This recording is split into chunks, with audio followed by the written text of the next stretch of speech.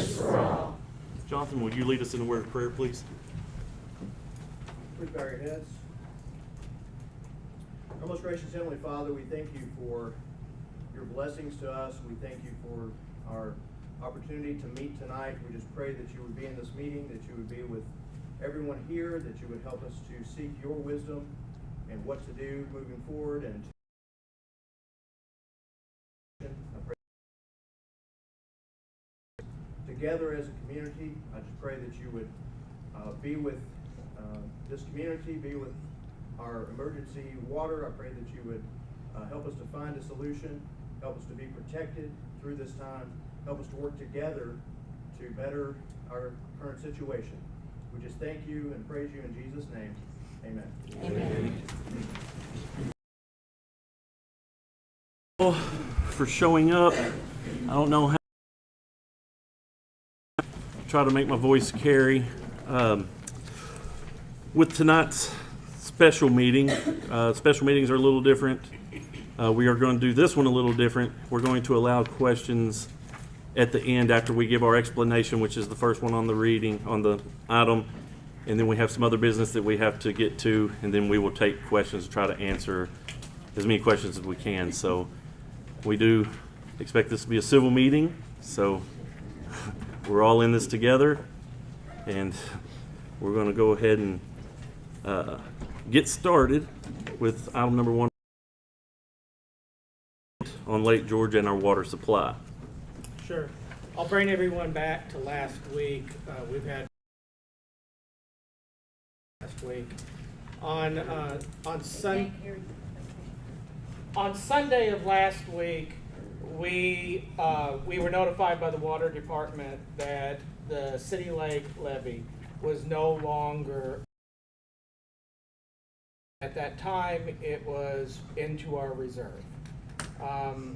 We also, on Tuesday morning, a few days later, were notified that the results of a analysis of City Lake had determined that the lake that we believed had potentially as much as 30 days of water supply only ended up having about a 17 to 8.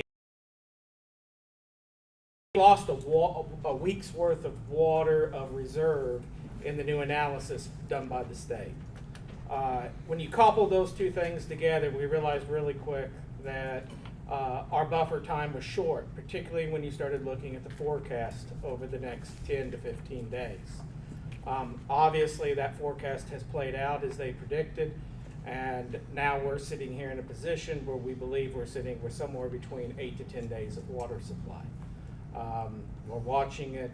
Now, where does that 8 to 10 days come from? When we say there's 17 days in the lake, there was also water in the clear well and water in the tank up on the hill, and of course water in the system. So at the time, that is all the water that we had accounted for. So we immediately started the process that week at organizing with both the state. In fact, even before they communicated to us the new news about City Lake, the Division of Water had already began reaching out to our partner entities, our regional partner entities, about a potential for supporting us. Needless to say, once we received that news and we realized the desperate situation we were in, by Friday morning, there was a meeting that involved the different collected partners in making a decision on what options to proceed forward with. At that time, the decision was made that from a water supply standpoint, Princeton, of course, is sitting here, City of Princeton is sitting here with a water supply that could support us.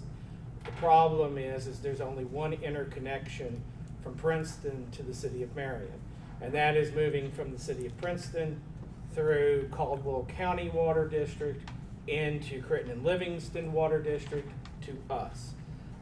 And so the one line that exists was initially believed to be a 4 Evaluation, it was an 8-inch line on Caldwell side running into a 6-inch line on Critton and Livingston side. We're also aware, though, that farther down the line in Critton and Livingston, it does reduce down to a 4-inch line. Another problem with that particular choice, the challenges that we face there, is that water does not flow gravitationally into the Critton and Livingston system. It was primarily designed to feed from Critton and Livingston into Caldwell, not the other way around.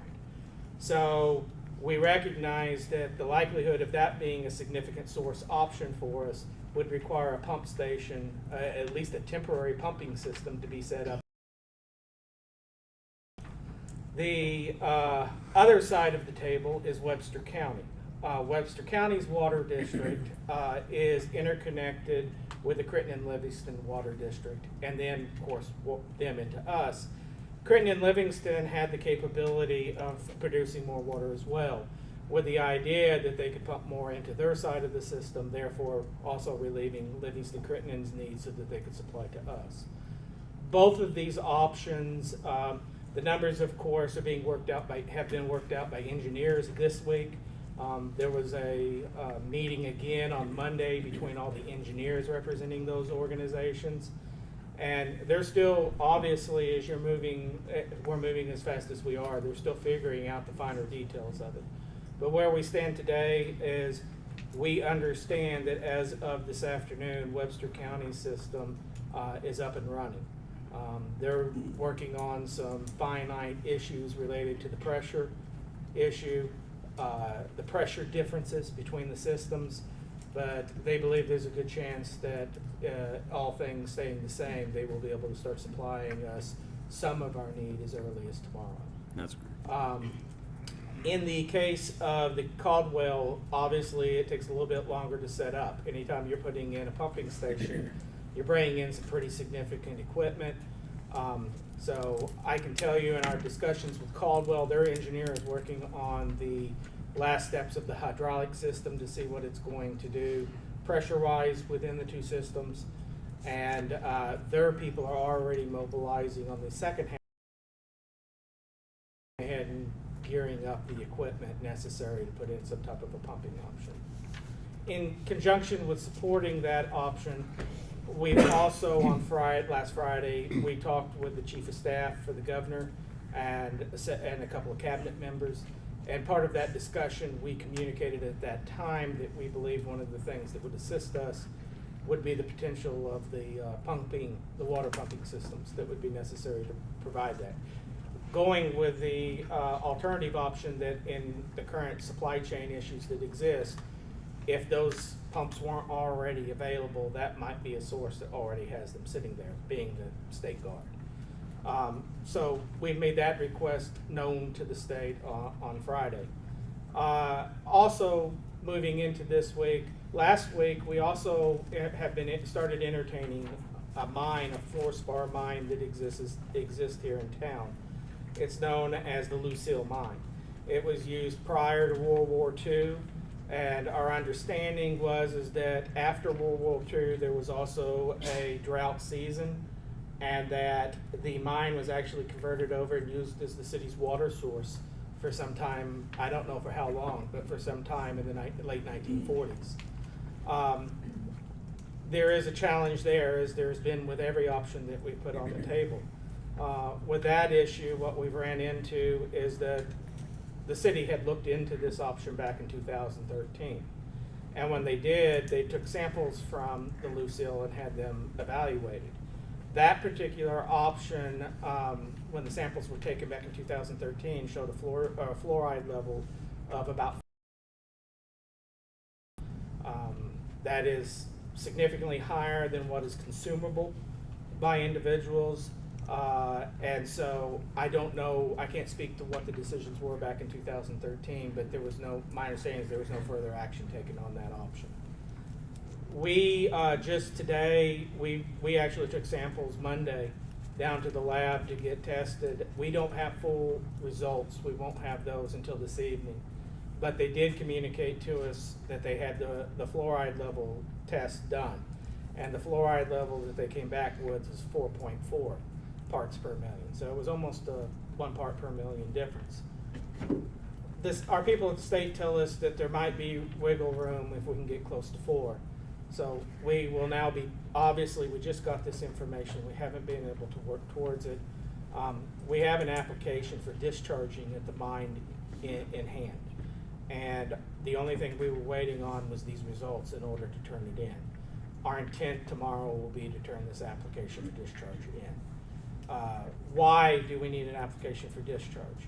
We need an application for discharge because the belief of the city is that that mine is fed by an underground aquifer, a significant aquifer. It always had to be pumped out. They used it for the milling purposes back in the water there. The problem is what's sitting on top of it in the mine has been sitting in the mine for 40, 50 years. And the leaching process of what's in the mine has left it with that fluoride level. We believe if we can get to the point of pumping out and getting below that water into what's in the actual aquifer, that there's much fresher water that would be suitable for drinking. If we was allowed to be entertained, we believe that would provide 100% of our needs. So once again, the application for that is planned to be turned in tomorrow.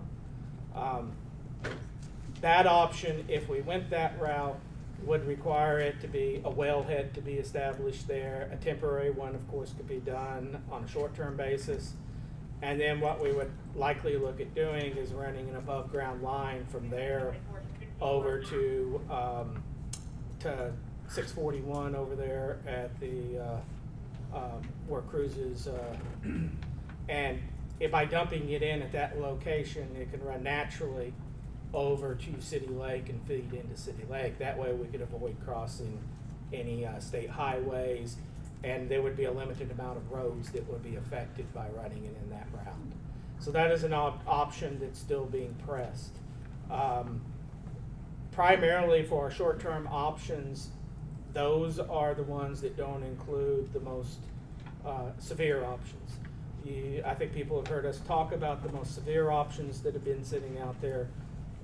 One being that, yes, the city has been stockpiling water for, well, ever since the day after we got the information about City Lake being under the spillway. In fact, a local hauler has been assisting us in getting a lot more of it here quicker. So there is a significant amount of water and hand sanitizer now on hand in the worst case scenario. We've also been reaching out to the state, and quite frankly, they're the only entity that could either afford this or pull out the manpower to do it.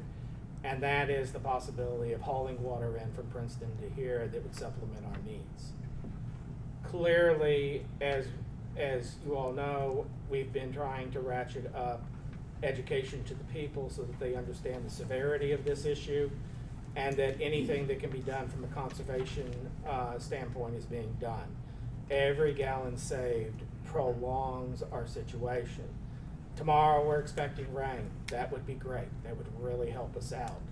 But the problem is that's not going to solve all our problems. That's just going to buy us more time. So right now this is about prolonging our water supply we have on hand and trying to get to a stable position again. We believe that if the water from Webster and from Caldwell can come into play, it might supply as much as roughly 60 to 70% of the community uses on a daily basis. Obviously, that's not 100%, which means that even with conservation methods, be very careful there. Just today, we were talking with representatives from the emergency management at the state level, and we re-communicated to them our desperate need for these levels of support as far as trucking, bottled water, things of that nature. We reiterated our need for pumps as well. So, so those are in the works, and thank you. That's a basic update of where we. And go ahead and soak in what you heard. We're going to open it up here at the end for questions to try to answer some of your questions. We do have just two more things on the agenda that we need to get to and get out of the way, and we'll open that up. So actually, we have, did we have a motion to declare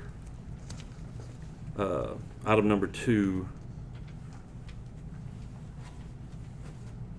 an emergency based as described in 32-05B of the Marion Code of Ordinances?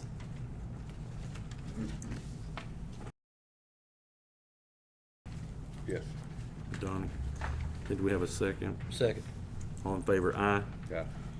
Thank you. And Ms. Phyllis was my sponsor for number 2, Tucker, the introduction, first reading of ordinance 22-010. Sure. This ordinance amends Chapter 50 by establishing prohibited uses of water as well as water conservation requirements for customers of the City of Marion water system.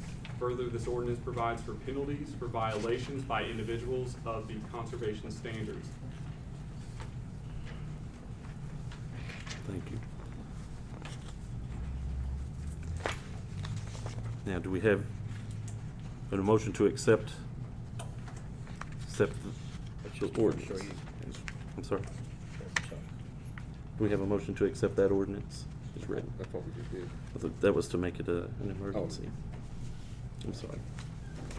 And that puts it as just the one reading to get it pushed through. Would that be a correct statement, Tucker? Yes. Okay.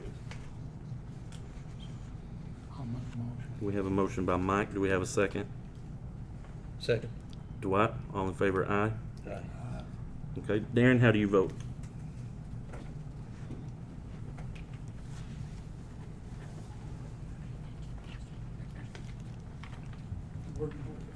Are we speaking of the fines and as they're written?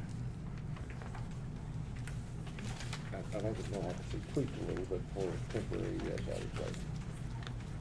Is that correct? It's 2-05B. That's this one, that's one we just Yeah. received, right? Yes, sir.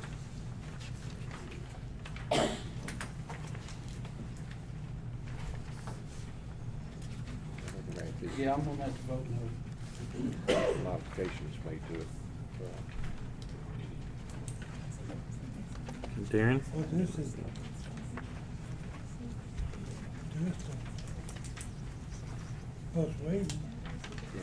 The emergency makes it just the one reading is all it will have.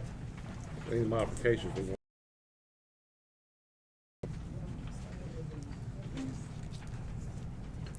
Darren is no. Ms. Phyllis? Okay, after we do this now, then at the next meeting, we can make corrections to it, Make correct? modifications, yes. Okay. I'll vote yes. Donnie? Yes. DY? Yes. Michael? Yes. Thank you. 4 yes, 1 no. So passes. All right, Tucker, the introduction and first reading of ordinance 22-11. Yes, sir. This ordinance amends ordinance number 01-23 such that the property located at 200 Watson Street is amended from C3 Mixed Commercial District to R3 Multifamily Residential. That being the first reading, Dwight was my sponsor on that. I'm sorry, I forgot to tell you that. I do apologize. And just so you know, this is the property across the street from the nursing home. They have already torn down the trailer that was there, so we'll get that changed. Okay. Well, with that being the last item on the agenda, we're going to open it up for questions. I have no idea who is on first on the list, but who wants to step up to the podium? Please give us your name and ask a question.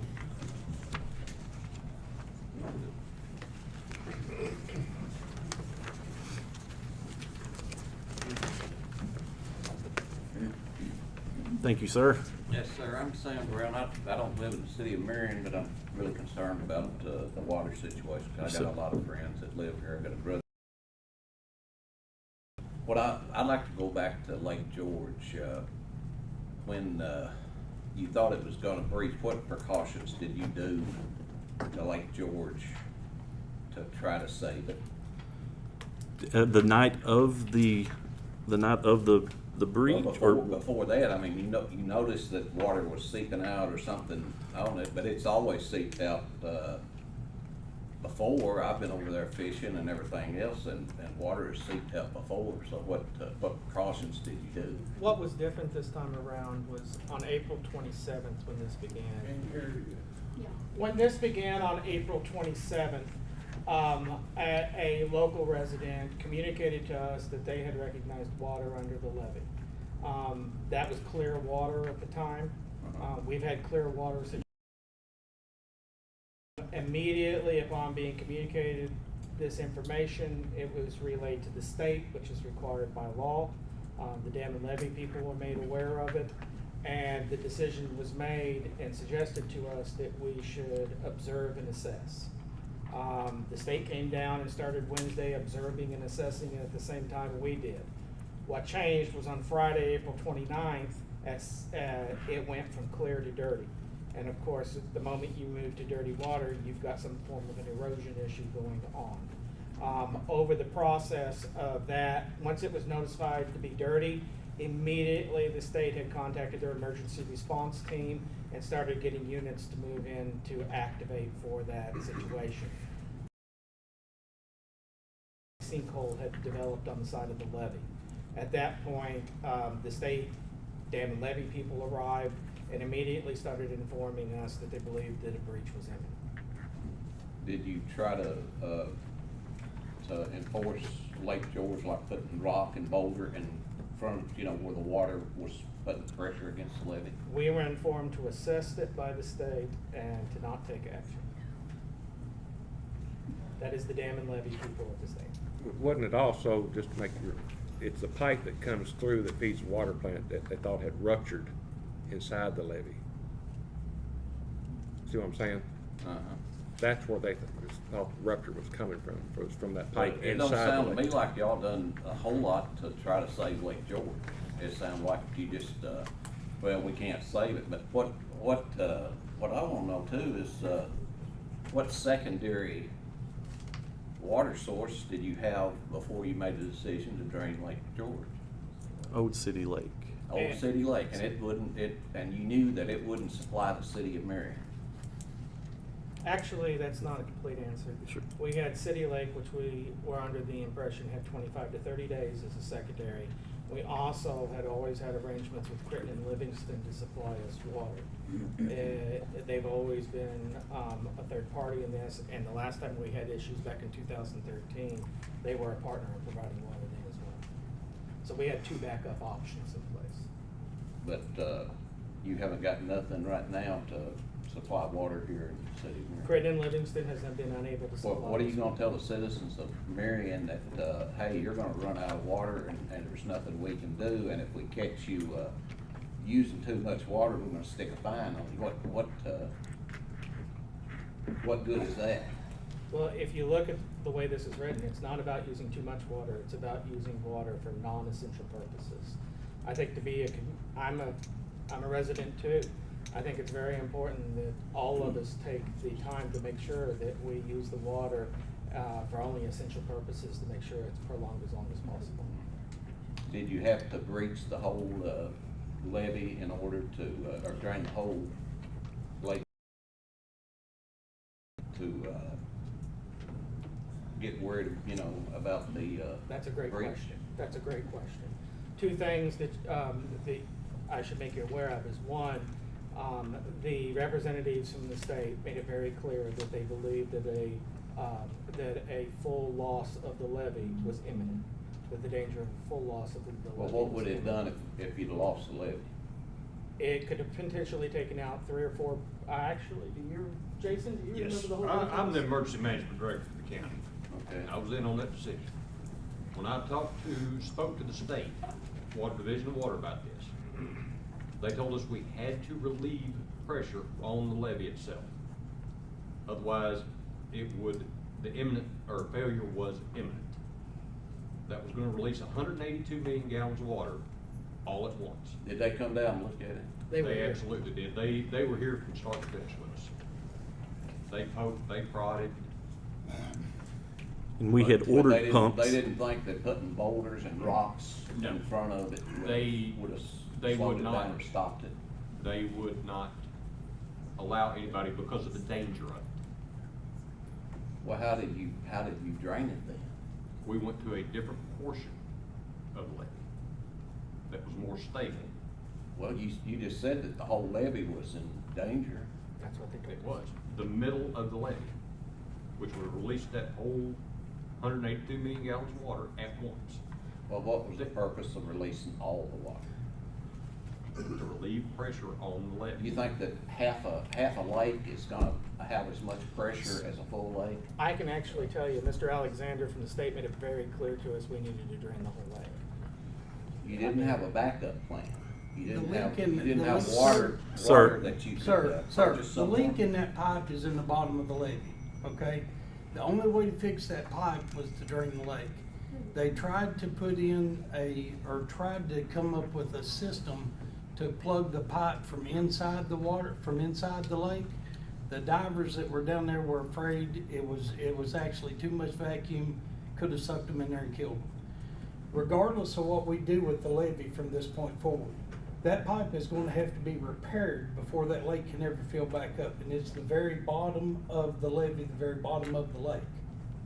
So that pipe has to be repaired before anything can be done to that levee. Now, Division of Water has our hands tied and has not allowed us at this point to go in and fix that pipe. So that's where we are, and that's how it got there. We couldn't do anything else with the levee because the leak was in the very bottom of it. Even removing, this is coming from them, because they basically wouldn't allow us to do anything.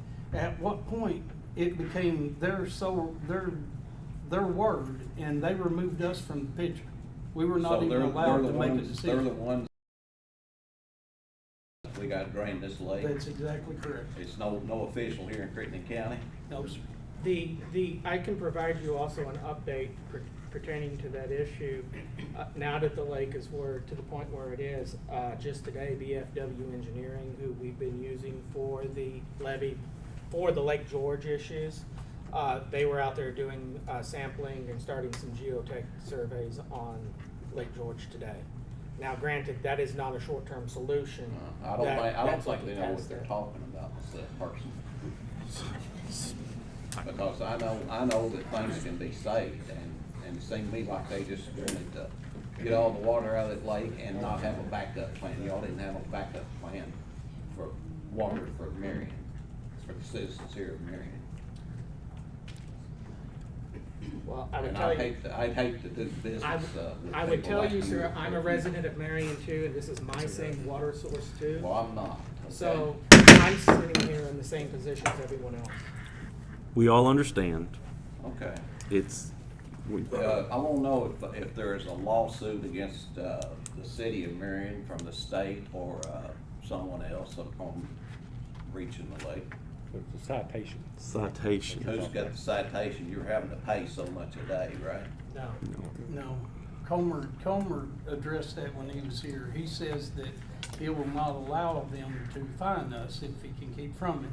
But we Why were they gonna fine you? the Division of Water was going to fine us for letting fresh water out of the lake into the field to go to the other lake. And we didn't breach it where it would just run away. We tried to breach it at the point where it would go into the creek and go into the other lake.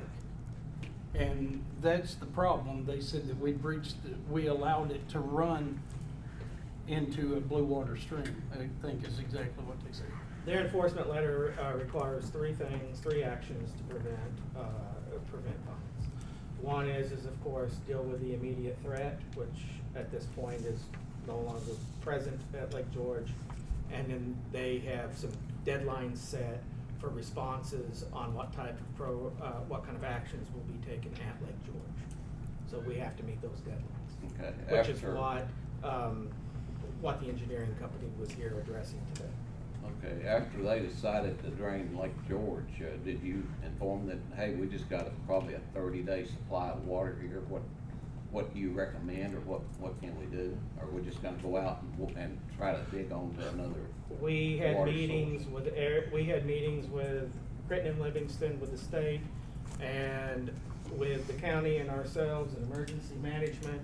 I believe that was on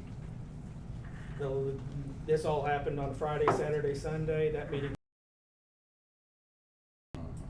And we're still gonna build a new courthouse, aren't we? Okay, we're getting off track now, but I will. House to tap into water from I know. or something like that. I wish it was that easy. That's a state project, that has nothing to do with either entity. I don't think y'all family right. I wish every one of you would resign.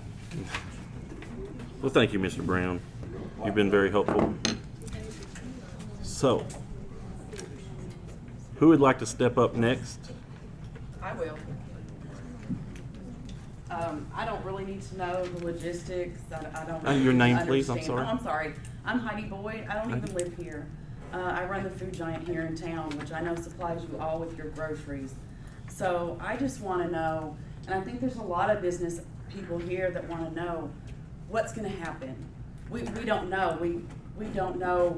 Are we going to have water next week? Are we going to be able to service our delis and our meat room?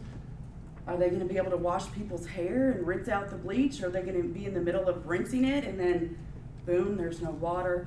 We don't understand this, most of us. And neither do we. When we had the last meeting with the Department of Water, I mean, he was telling us this is the first time in the state of Kentucky that this has happened. Okay.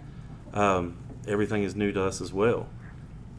Trying to work together and come to a solution is what it's about. Yes, sir. I do apologize. I hate it for everybody. We've reached out to everybody to put in their contingency plans and everything. I know I spoke with you on the phone. Yes, sir. And I appreciate your efforts and what you're doing there. I mean, I know like the Siemens has brought in portal potties. I know that I think the DIP was going to bring in portal potties. A bank has brought in portal potties. Everybody working together will get us through this. We don't know. Okay. I do apologize. That's not what you want to hear, is we don't know. We have reached out. We have tried making these connections. We've had help on every end. I know the judge has helped us out a lot with his connections. Everywhere we turn for the short-term solution, we get shut down because of permits and things that we have to have in place that we don't have and that we can't turn around and get just like that. Okay. I hate that just as much as you guys. And as much as somebody wants us to resign, every single one of these people up here, I know it's not going to satisfy everybody, but thank goodness he doesn't have a vote on that. Yeah. Well, I appreciate you actually calling me back. I really didn't expect you to do that. Yes, ma'am. And all I really ask is that will you just let us know? I mean, if tomorrow, if it looks like, hey, Heidi, y'all are not gonna have water to sanitize your meat room tomorrow, can you just let us business? Yes, ma'am, and we're going to work on that. And one text message that I sent after talking to the judge, I sent Adam a text message that said, you know, we need to have a weekly meeting, special meeting until this is resolved. Basically to invite the public in, give them an update on what's going on. Okay. To when we can get this passed, because everybody's wanting answers. When are we going to turn on the faucet and water doesn't come out? We don't know. We believe it's 8 to 10 days. Okay. I want to know, at what point do they help us? Do we have to be 3 days away? Yeah. Do we just have our water in the clear wells and on our towers before the National Guard takes charge and comes in and fills water into our clear wells? I don't know. Okay. I don't know that answer. Okay. And I apologize if No, everybody wants answers I now. appreciate the honesty. I think we all do. We And- appreciate the honesty and But we'll take things to the next level so we can Well, still provide you guys what you need. I appreciate you And very the much. jobs for the people that are there. Thank you very much. Thank you.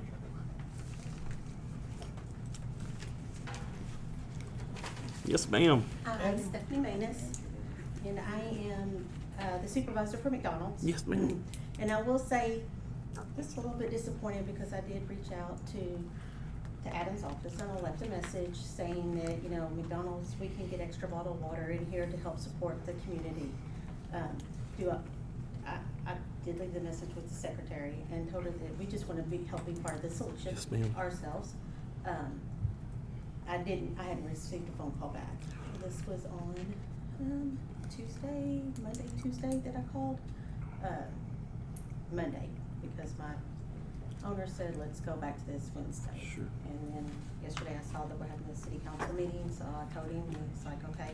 Because of course McDonald's has a lot of resources, you know. Absolutely. As a corporation, just because of, you know. I'm sorry, could you talk just a little bit louder? Oh, I thought I was talking too loud. I'm so sorry. I usually get in trouble for talking too loud. Because of the tornadoes. So we are able to operate with a different water source. You know, we've got tanks and things like that the corporation will help come bring in. We can do bottled drinks instead of fountain sodas, stuff like that. But like, we could have already been doing that if we would have been called, because I never received a call, Joe never received a call, Chris never, you know, like, and I tried to reach out, and I did not want to be too much of a bother, because I understand meetings, I mean, I get that, my life is crazy also, but we don't want to, we do a lot of business up here. Yes, We ma'am. use a lot of water up there, and, you know, like I said, we want to be part of the solution, and we want to help wherever else we can help at, you know, so my big thing is do I need to go back to my boss and be like, hey, get a hold of this, put in place as soon as possible? Yes. Okay. Okay. I mean, and Yes. like I said, we would have already had it done, but. Yes, and thank you very much. I didn't know, okay. And I thank you very much. And, I mean, like I said, we were of course partnered with Coca-Cola. Yes, ma'am. And they want to be part of the help also.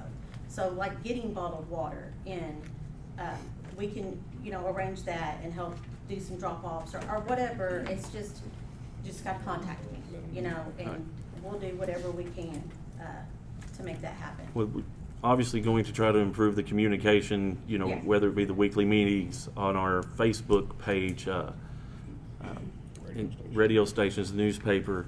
So we appreciate everybody, you know, sharing that and getting that stuff out. So it's not a lack of trying, but I do Right, greatly yeah, appreciate and I it. understand.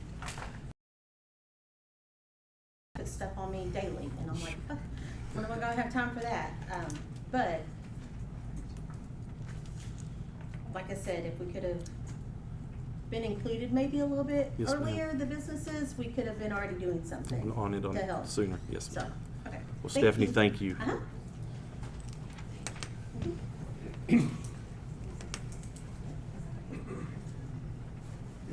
Did the hospital get switched over to their own county?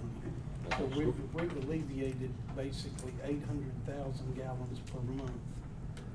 I don't, was it 800? 332,000. Okay, and. I'm sorry, I can't hear what you're saying. Okay, I'm sorry. Start over. I was just trying to make sure my numbers were correct.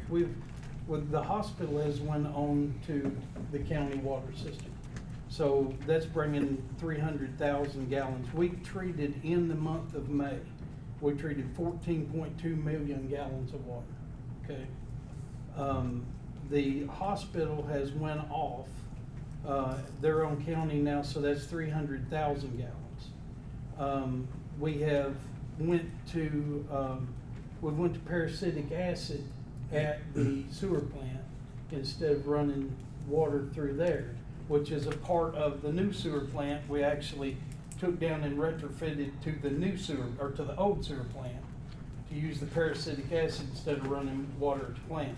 That's took an additional 500,000 gallons of water, so it's about 800,000 that we have been able to conserve through the hospital and through our sewer system, okay? That still leaves, obviously, that's a big gap back to 14.2, but Webster County is able to give us 100 gallons per minute, which That's will still provide us being with worked out. It could 4.3 range million. anywhere from 70 to 125. Okay, so at 100, that's gonna give us 4.3 million gallons a month.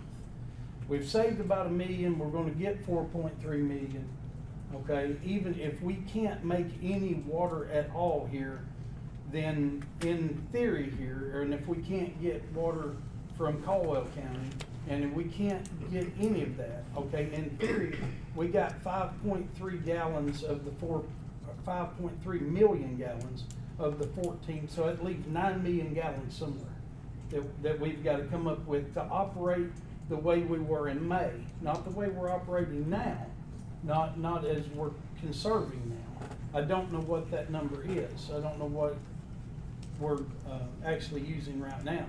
But that's the gap, okay? That's the gap we're trying to fill, is that 9 million gallons. So, And Board of Education switched over to written limits. No. That's what they told me. You're way ahead of the game. Okay. what I'm trying to say is, I don't think it's ever going to get, I hope, pray, it's never going to get to a situation where you can't turn your faucet on and get water, okay? But we have made 5 million gallons step toward covering that 14 million gallons. So there's what we. Yes, ma'am. I'm Mallory Sutton. I'm a mail carrier here. I just wanted to voice a concern that we haven't exactly made it extremely vocal to the public what's going on. Like, there wasn't a notice on the water bills, and most of the communication with people, and my concerns is like the elderly, people who don't necessarily subscribe to the newspaper, people who don't have Facebook. Like, there's people who've only found out this week about the water crisis, and I was just wondering if there's any thought of like sending out a letter or making sure that like there's some kind of way to reach those people who don't necessarily subscribe to the paid methods and the social media methods of getting information out. Yes, ma'am. Now, I believe that the library and the who is the other? Extension. The extension office is working on the door-to-door part. You correct me if I'm wrong, but I do know that it was too late to put it on the water bills. Yes. And it was going to go. You touch on the. Sure. As far as the communication goes, let me talk about what we've done so far. Right. We've been communicating press releases, and I myself have been on the radio on 102.7, so they've been involved with it for weeks now. Obviously, the paper here has had several articles on it themselves, and I know it's been on their website. The city has a Facebook page that, of course, has been putting out our message as well. I know that the extension and the library have also been putting our message out along with their own messages they've been developing on our behalf. Their focus has been more on assisting people with coming up on conservation efforts rather than so much get out the message as it is more about the next step. We also reached out to Chamber. Chamber has sent it out to its members, and I understand that they made an effort to get members of Chamber to put it out to the public in general in their locations. I also know that Dee at the Extension Office went door to door with some of the businesses, attempting to get them to put more communication out there as well. About the only step we're short of is either a mailer or going door to door in the residential areas to do that. There was talk last week about organizing some kind of volunteer activity. Obviously, from a bandwidth standpoint, we're struggling with but there has been talk about maybe some type of effort to do a door-to-door using volunteer assistance to get the word out more to the residential population that doesn't receive it through those other channels. I should also say I shouldn't ignore WPSD.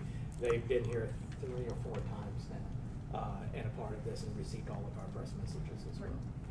Yeah, it's just my concern with now the fact that you guys have put into works these fines and stuff, that perhaps the people who don't receive the message would receive the fine and say, oh, well, I didn't even know this was going on. I just wanted to make sure that was out to people who are less informed.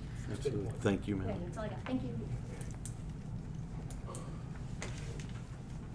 Oh, Jennifer? Hey.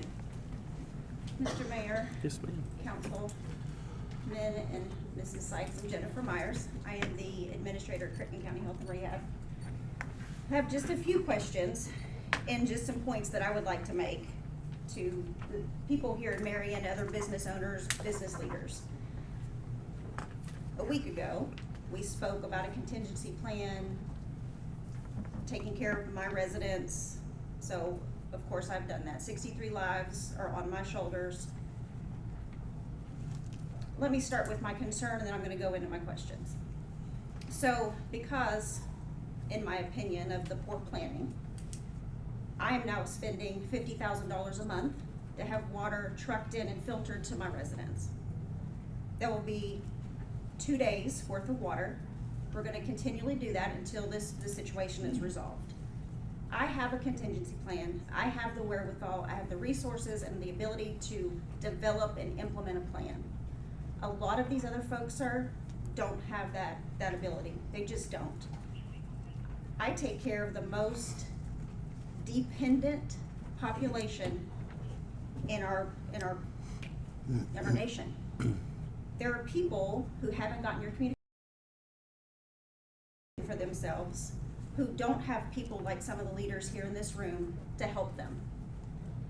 A lot of these businesses, they can't afford $50,000. I'm lucky that I have a corporate office who supports me wholeheartedly. A lot of my residents are probably family members of the people in this room. So I assure you, we're taken care of. So I wanted to make everybody, we're fine. So after being quite the squeaky wheel this week and after our conversation, I sent numerous emails to the Inspector General, Adam Mather, the Governor's Office, the President of KAHCF, the Healthcare Association. So today at 11:34, I received a call from the Governor's Office. Jonathan Smith, who is the Deputy Chief of Staff there, and he tells me, and this is just what I was told today, and I want to make this clear, and please know that I'm not here to upset anyone. I'm not here to point fingers. I just want to know kind of where we stand and let everybody know what I know, because I will not let this city down. Sure. They tell me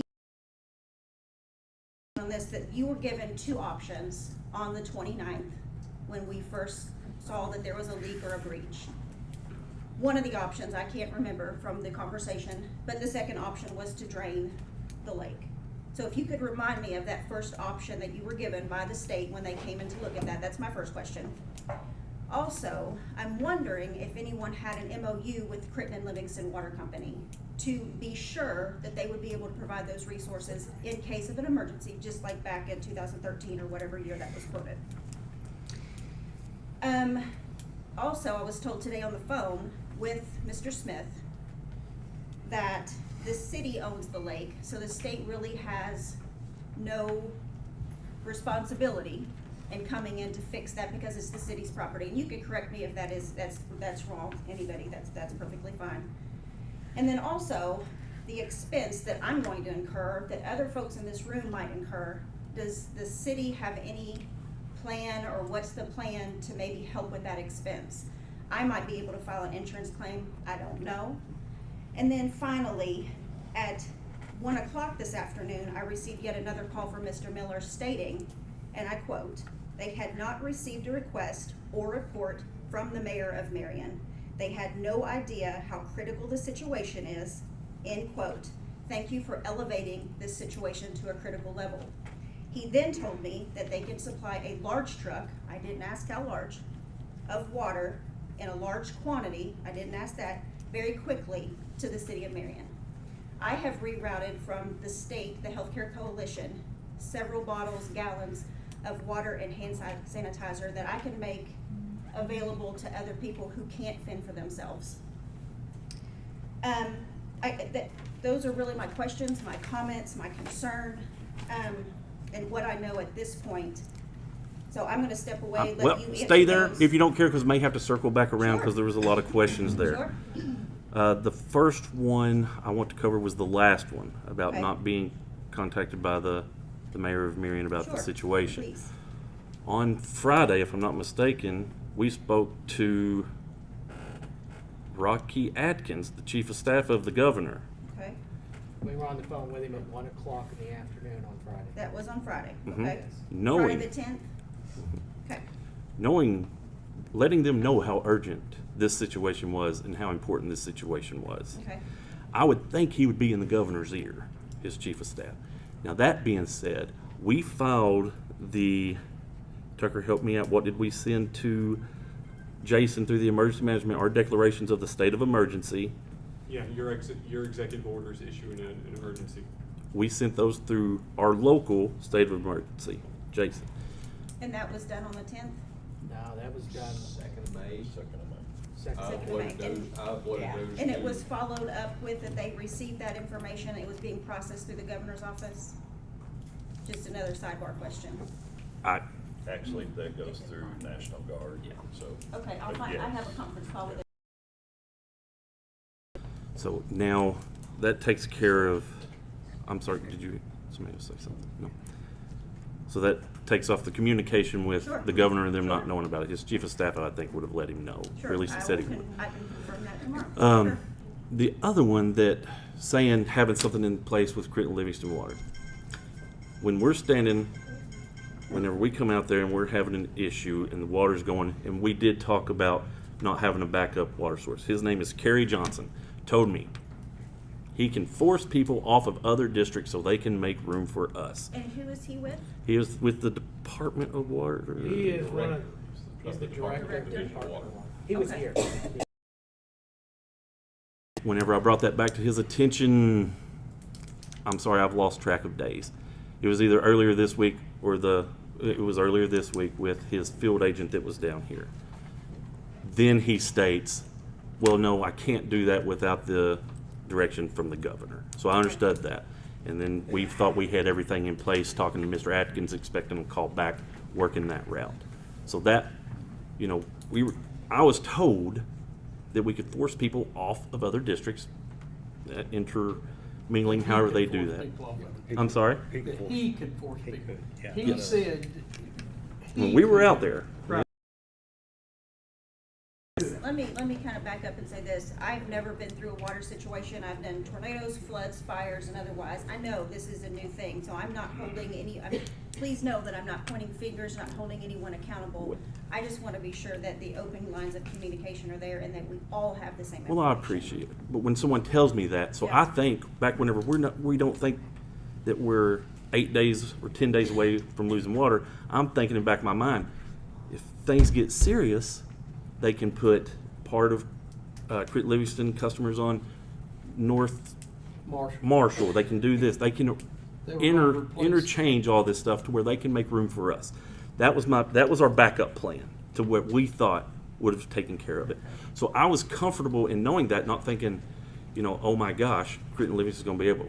Then we go into other meetings that they would have to specify on, saying they could offer us this much without doing any of that intermingling stuff.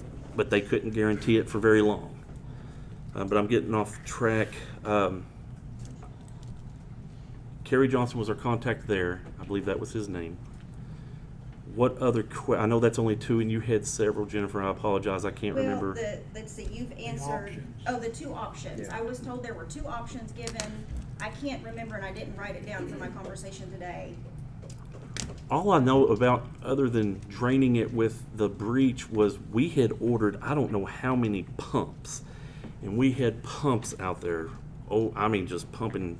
We started pumping out of Lake George at Fire truck.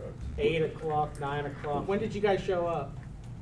I was at Friday night, we started 10 pumping o'clock. out. And then the emergency response team showed up with pumps About 1:30. about 1:30 in the morning, Saturday. and we were pumping water. And that's when we were getting word that this isn't going fast enough. You need to do something else. They're talking more pumps. We had nowhere else to put It would have took pumps. 31 days to do it. Yes, sir. Well, And it wasn't breached until midday the next day, after it had been pumped all of that time. Was And it in a 22-foot deep, 3:40 in the afternoon. 3:40 in the afternoon? and in a 22-foot deep lake, we had managed to take off 2 inches. Yeah. So the fear was, and the reason that decision was ultimately made, is because we had fear of losing. If it did breach and water came flowing out of there, it could have destroyed the dam that is supplying Old City Lake now, and could have possibly demolished our water treatment plant, and then we would have been in this situation And without flooded any the warding, hospital. and flooded the hospital And the bridges. and the bridges. So there was, I don't feel like it was a reckless decision. Oh, I'm not saying So- that. I'm just trying to clarify Yes, my ma'am. mind for tomorrow's meeting with my people Sure. in the state as well. And then I think the last question was the expense. Like I said, I'm fortunate enough that I have people above me who are able to approve the $50,000 expense. There are a lot of people in this room who can't, and a lot of our businesses require water. I'm still working on the fire suppression system and whether or not that is going to be a life safety violation with the Office of the Inspector General, if that water flow will be sufficient for my sprinkler system. Just speaking for the rest of the leaders in the room, it can be very, very costly. Does the city have any plan at all to help with reimbursement? Is there, and I don't know, and I'm just asking because I'm ignorant to this, an insurance policy, some kind of natural disaster, something or other that can help other people in this room with the expense? I can't speak to that because I know we're worried about the same thing. Okay. Of where this money's coming from, what we're going to do, because the thing in the back of my mind, we have that $13-16 million sewer plan out there that we're trying to pay for, and that this happens. So we're scrambling as well to where the money's going to come from to pay for this. Okay. If you can speak onto that any further, I would.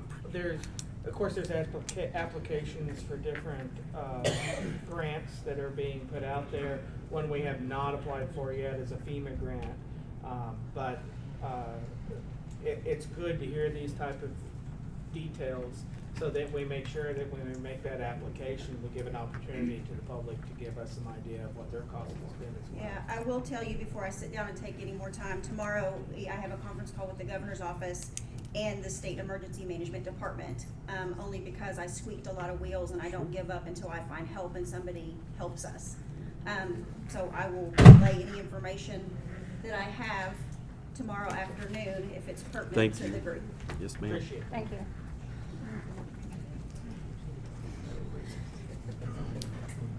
Hey, Bill. Yes, sir. My name is Bill Frazier, and I've come up here to offer a solution. Yes, sir. I don't know how big a solution it'll be, but to increase the size of the Lake George. And what needs to be done is come back to the first hill from the city dam right now, where the dam is now.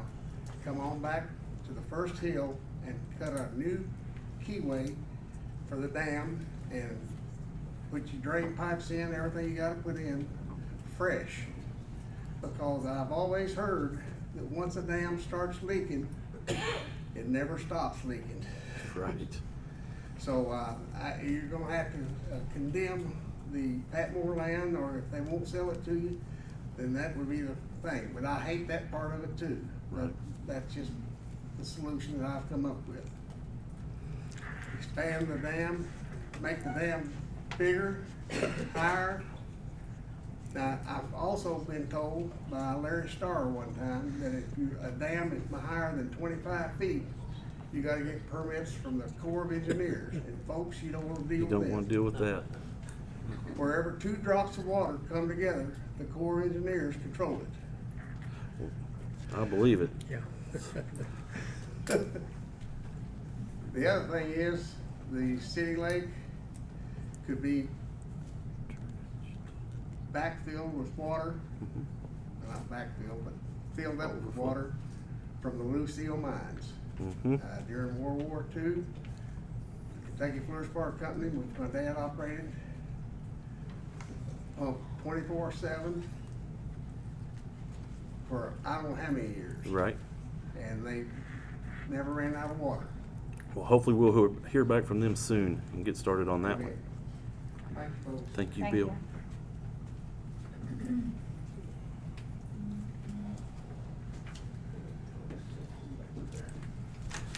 Come on up. How are you?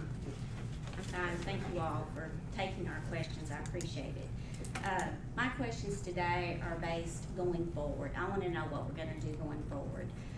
As I understand you all say, we have 10 days of water supply left. We've not been told as business owners, and I'm the owner of a cut above meat market along with my husband Tony, and we've not been told as business owners that we need to already be looking for another source of water. As I understand you all, that's very real. We need some advance notice because naturally I have to have not only water, but I have to have hot water in order to clean my meat room. You know, we may be able to turn on if we run out. That's not even going to be feasible because if we're 9-point-something million gallons down, where's that going to come from? It's not just always going to be there, and we can't wait until we've got one day left for everyone to jump around and try and find alternate sources, try and find plumbers, try and find electricians to get you hooked up so that you can run the equipment that you need to run in order to clean. I don't think any of y'all wanna come in and get meat that's being cleaned on equipment that's 4 or 5 days old. Right. So as a business owner in this town, we need more notice. I think we're gonna need more updates than weekly. Weekly's not enough. 10 days of water supply is barely over a week. We could be in a very bad situation in much less time. That's absolutely true. So I think the updates need to come. I know that you can send out emails and let us know what the status is on that. Also, you know, this, like Jennifer pointed out, this is gonna cost us money. And as most business owners, small business owners in Marion, we're not making a lot of money anyway. So for us to be out a couple more $1,000s to hire plumbers and electricians to come in to set things up, I don't wanna go to that expense unless I have to. So therefore, I need some notice because I'm gonna have to access tanks. I'm gonna have to access professionals. And as you all know, when you're trying to contract labor, you don't call them and they come the next day. It takes several days.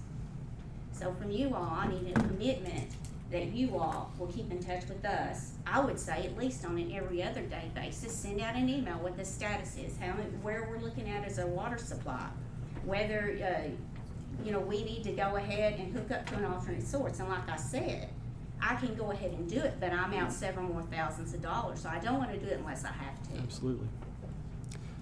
Well, the solution is, I don't know how we'll get everybody's email, but You can start with the Chamber of Commerce because they send them out.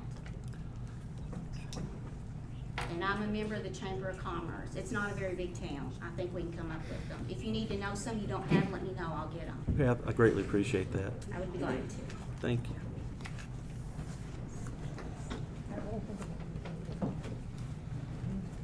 My name's Austin Valentine Jr.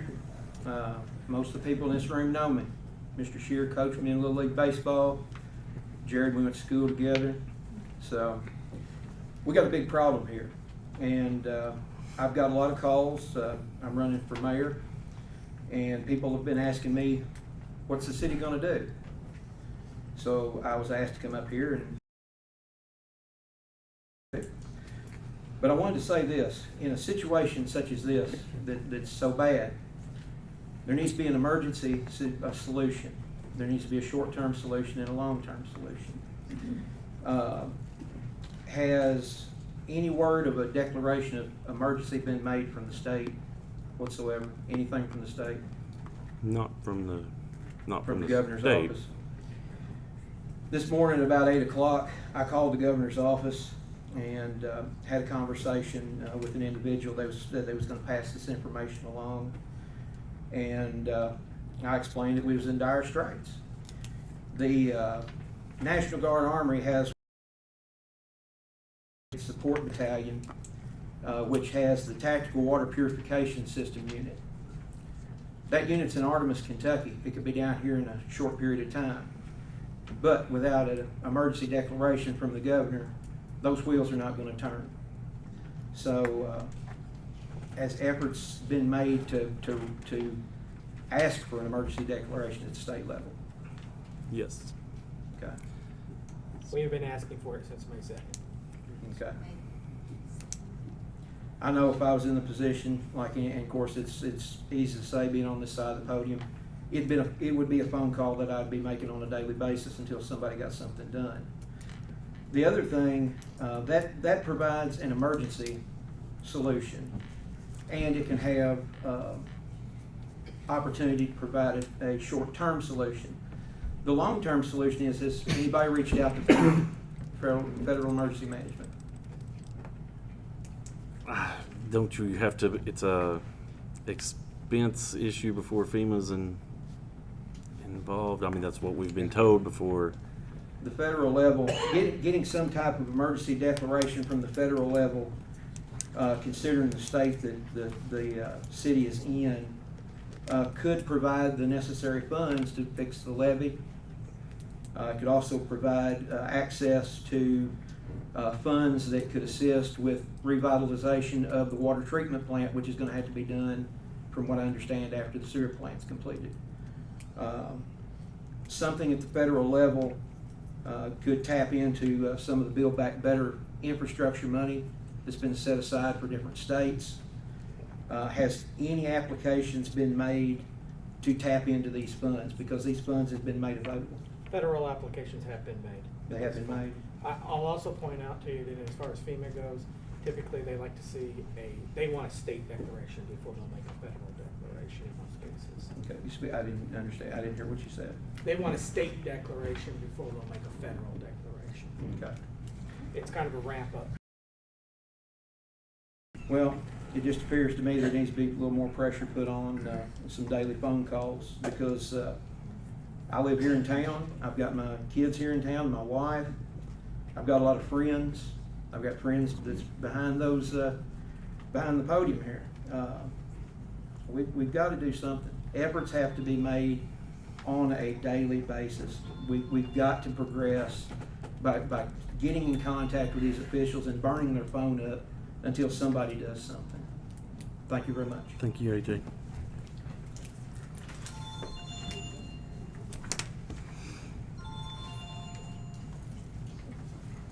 My name is William Top. Hey, Will. I'm a property owner on the lake. That's my interest in this catastrophe. We've heard a lot about good short-term solutions, good temporary solutions, obviously, are with the Caldwell, the Webster, the Lucille mine. I want to just shine light on the idea that, while we have these short-term solutions in play, long-term solution like repairing the levee needs to be addressed and can be in works while the short-term solution is providing the city's needs, hopefully. So as a question to the council, I want to know the likelihood of the levee being repaired, because right now it seems to be up in the air that it may never be repaired. Right now, I would. That was, you might have heard me earlier referring to BFW Engineering being here doing the work. Yes. That is the initial steps that will be required before the state will even allow us to look at a long-term option for Lake George.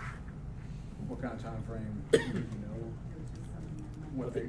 Well, for the geotechnical to be completed and presented to them, it's going to be the 1st of July when we present that plan to them. If they give us permission to fix our infrastructure there or to cap our infrastructure there, which would be to ask them what they would allow us to do there. And they have to permit everything. And unfortunately, every step of this permit's they're going to require us to do evaluation. I will tell you that what they're telling us is that the current levee is not made, they believe it is not made worth reusing. So their position is, and I think it was mentioned earlier, is the idea that if we're going to do something there, it's going to take it a brand new levee to do it. Take it down to bedrock and rebuild it. Yeah. In fact, that's what Glenn Alexander, who's the head of the division, actually told us when he was here. I didn't quite understand what you said. The levee, they don't think the existing levee is sufficient. Correct.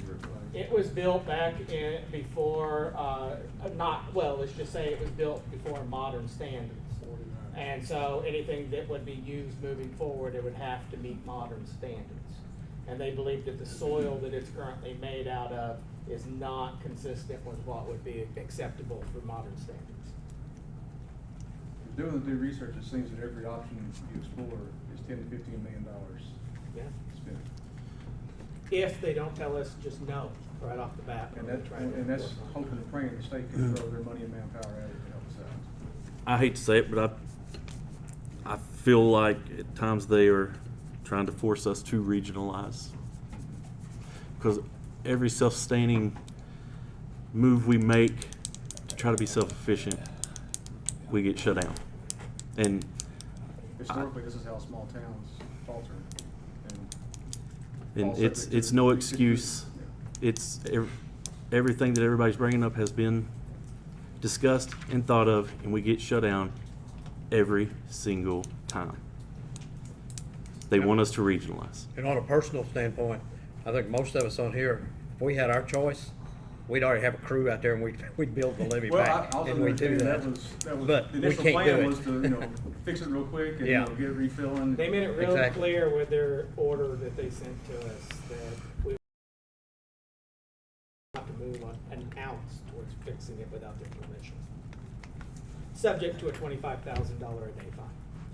Which is gonna be put in place if you'll have a plan in place by the 30th of this month, is that correct? We can present them a plan for fixing, for not fixing the levee, fixing the equipment that was under the levee. And by the end of the month, we have to provide them a plan to fix our equipment under the levee, not fix the levee. They will not give us permission to fix the levee at this point. You have an engineering group on site now, is that what I read in the paper? BFW out of Paducah is our engineer for the Lake George portion of this project. We are now employing about 3 different engineering firms on several different elements of this I project. read correctly, it's gonna take 6 months. Long-term solution. In that discussion, we're talking about a long-term solution. Yeah, we tried to be clear that there was a difference between short-term situation and long-term situation.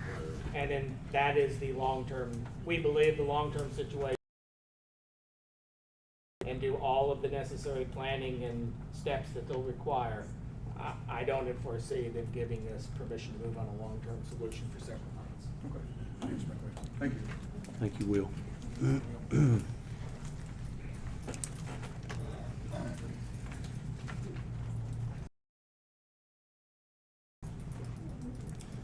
I do want to say, we all want to thank the business owners in town that have stepped up and done a lot of measures on their own to conserve the water. I know H&H State told me that they brought in water tanks and we're going to use it to flush our commodes with by buckets, and I know Machine Works has too. So I mean, it's a big effort on everybody's part, and we, as a group, appreciate it. And I think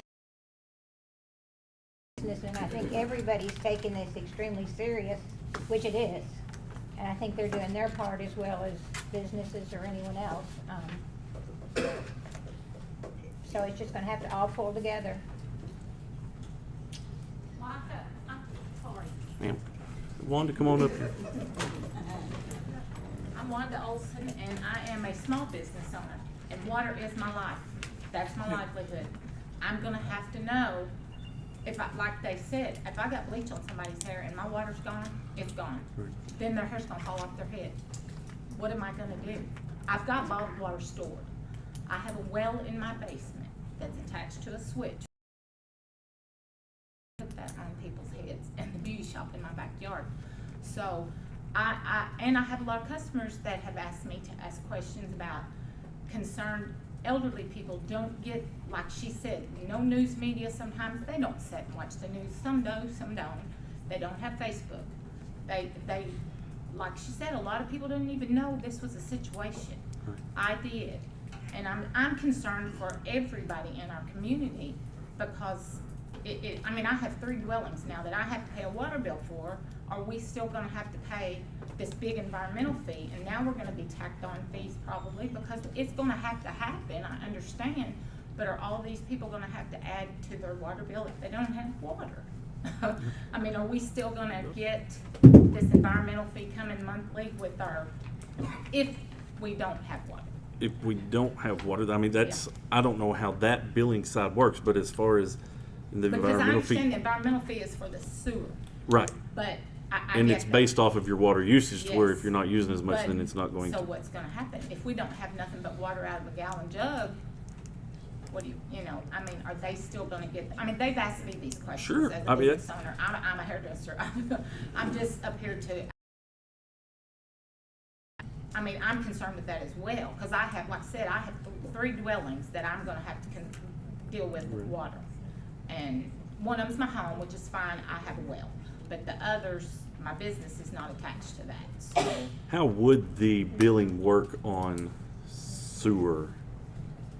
That is something we would have to work out. Well, I We'd mean, probably have to people, talk- citizens are concerned, that's why I'm wanting to know. Gotcha. They have the meeting, because they have the right to know. Like she said, a lot of people didn't know one thing. Elderly people that I've talked to, they didn't have a clue we were short of water. Nobody has been notified, and someone said that they thought they notified businesses. Not one soul has told me, except I talked to her. Nobody's come and told me anything.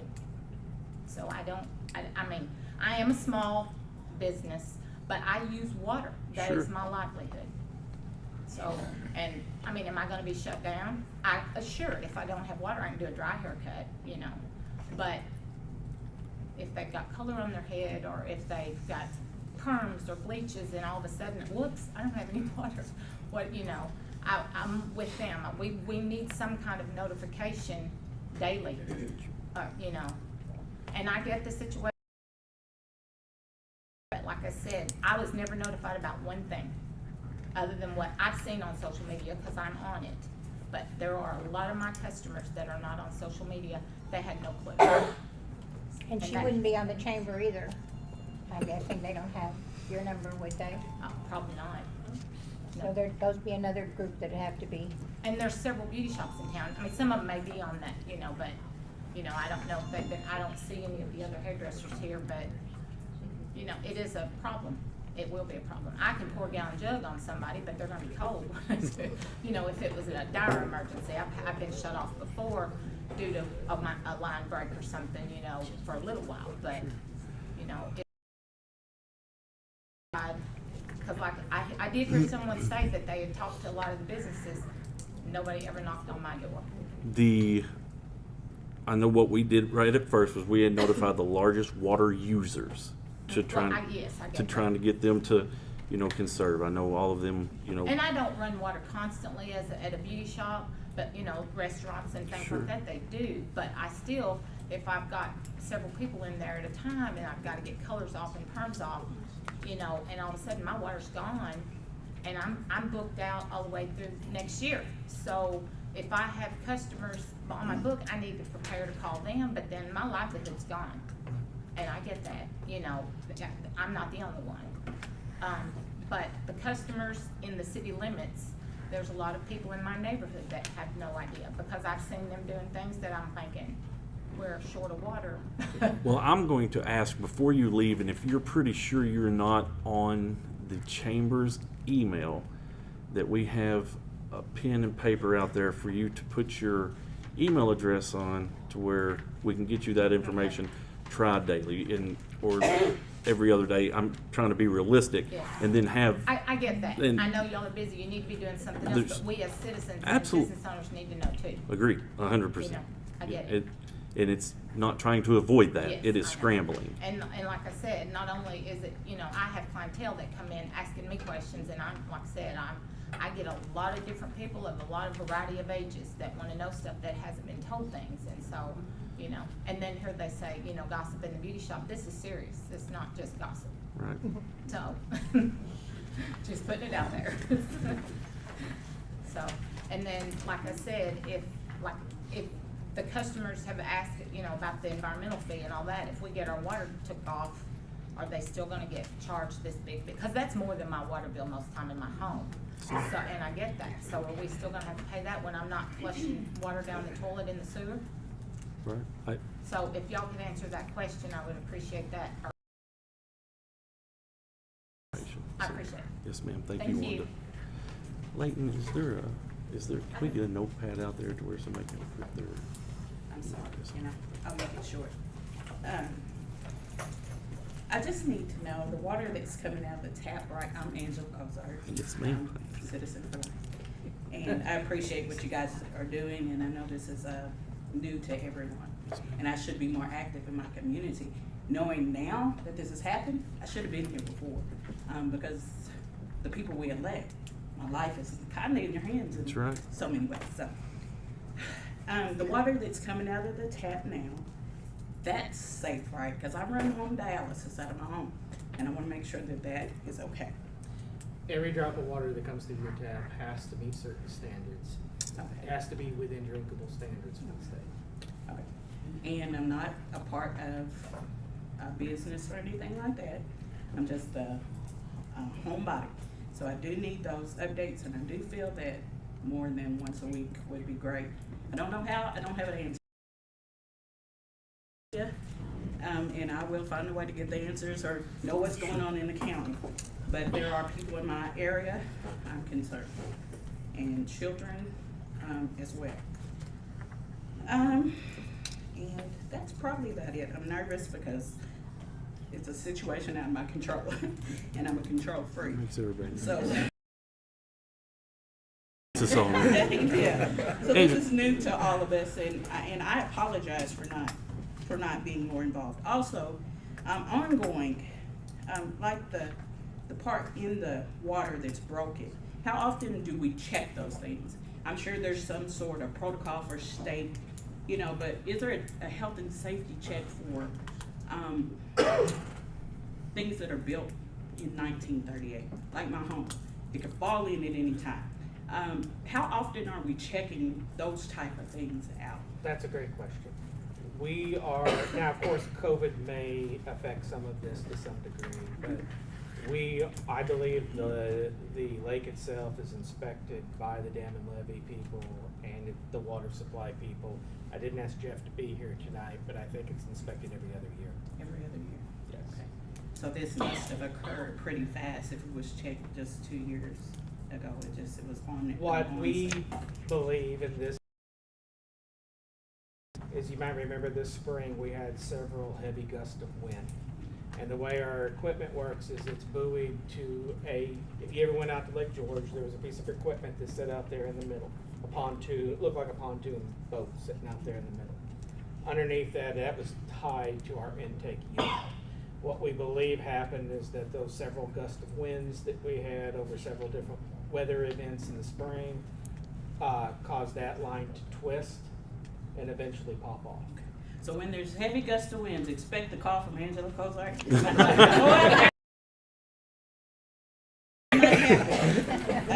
Yeah, so if we could just somehow communicate with people who are not in the business. Well, just still, if you And want to be even as an included in that individual, email, yes, put your email address on there. Angela.Kozart@ky.gov. Will you please put it on that piece of paper that's out there? All right. Thank you, Angela. Okay, sorry. Oh, yes, ma'am. Because I have to, I'm giving the information to my bosses Sure. as it's coming across in this meeting, okay? So,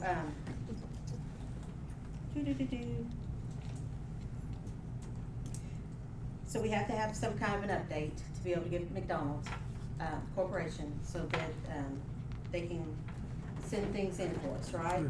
So, we are currently not in a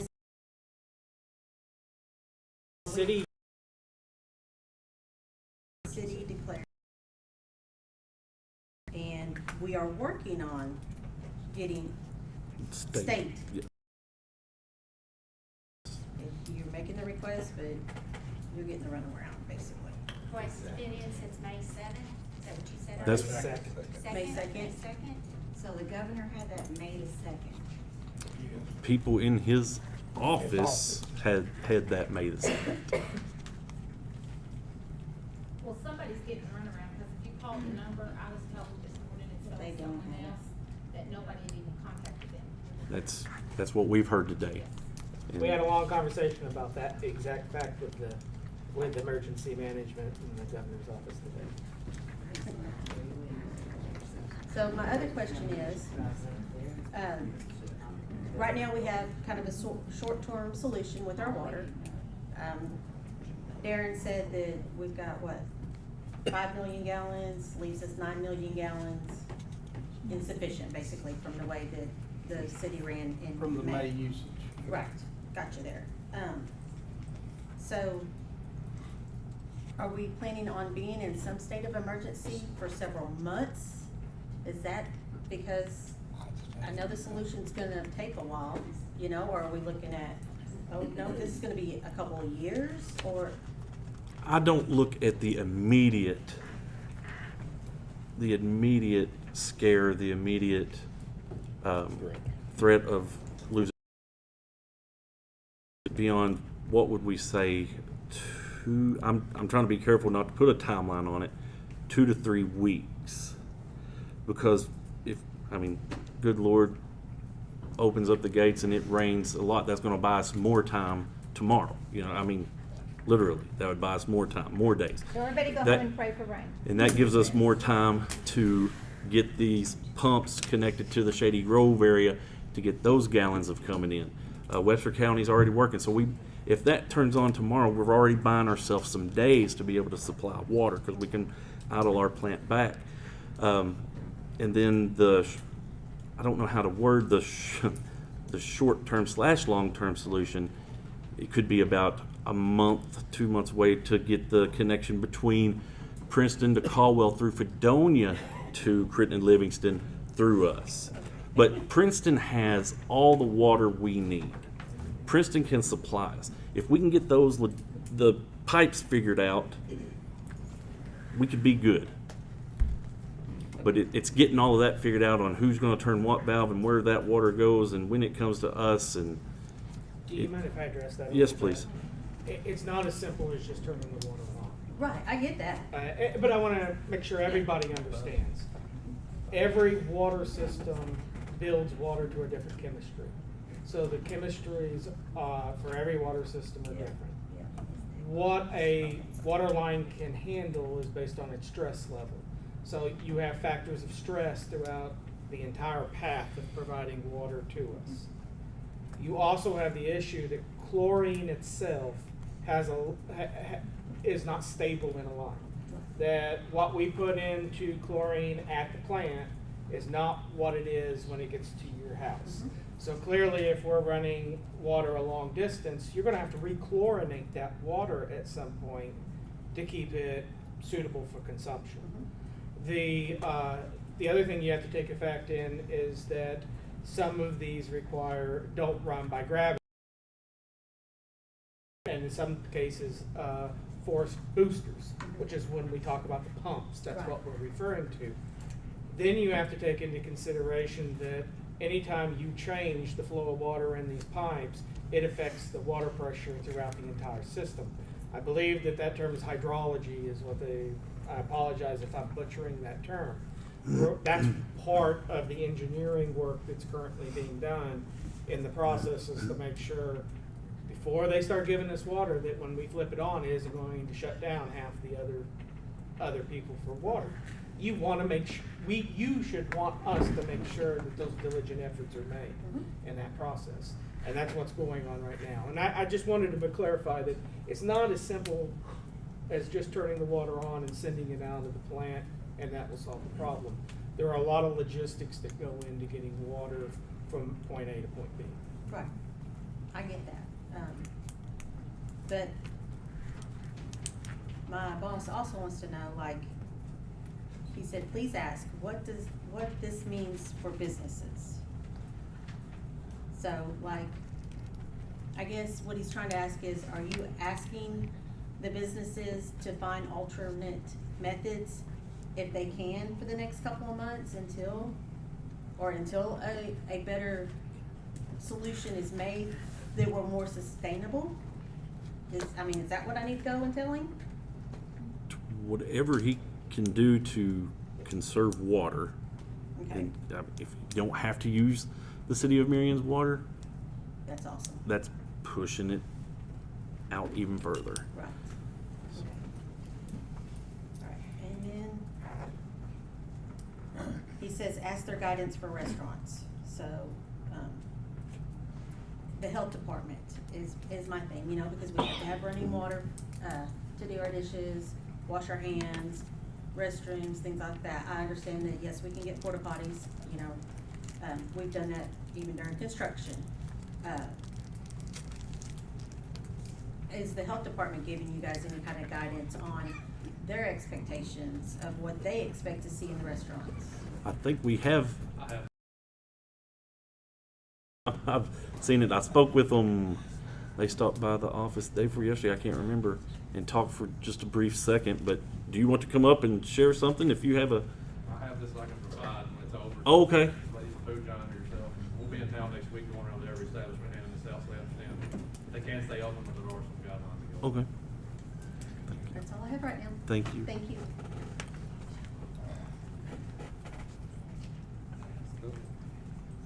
call your legislators, state and federal. Yeah. If you got pull with them, call them, get them down here. Pick up the phone. Yes, ma'am. The more calls we Hi, get. my name is Sharon Bachman, Hi, Sharon. and I am a new resident of Marion. I came from California, so I'm very familiar with drought situations, Yes, ma'am. and I'm very familiar with conserving water. My question is clarification on this wonderful page that you gave us. Are we in stage 3? Or are we in stage 2? What stage are we in today? Hasn't been declared yet. I don't think it's even been declared yet. We just got the ordinance. So. Yeah, today was the first day of the ordinance, so this is kind of giving you a guideline of that. Is I think the intent is we'll be in stage 3 as of tomorrow. Tomorrow, we're gonna be stage 3. That would be my recommendation. Okay. And then, as a simple resident, I'm trying to look and see when I can water my plants in my garden. My recommendation to you is no non-essential water. Okay, If so, it isn't for bathing or for consumption, I would recommend you be very so, limited. my, again, clarification. Hygiene. When I take a shower, there is a period of time that I wait for the shower to warm up. From California, I collect that water. Am I then able to take that in a bucket and use that in the garden? And who's gonna decide if I'm violating to apply the fines? How is that determined?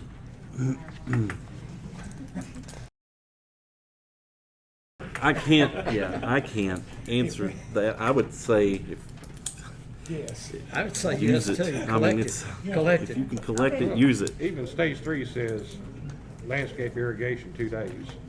Oh, per month on designated days. I think there's going to have to be some changes made to this. Okay. And there can be. There can be. Yeah, that's The the more first Monday night will reading probably of be it. several changes And made then to it. again, how is the fine, the violation determined? Is Understand. that a drive? Is it That's a great the question. water bill? Understand, our desire is for people to comply. Our desire is not truly to fine you. True. The fining will come into place when we know you're aware of it and you're simply choosing not to be. Maliciously.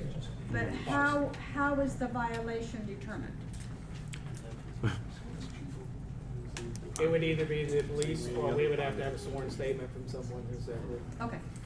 I mean, those would. So a concerned citizen could call in and say, hey, Mrs. So-and-so's over there.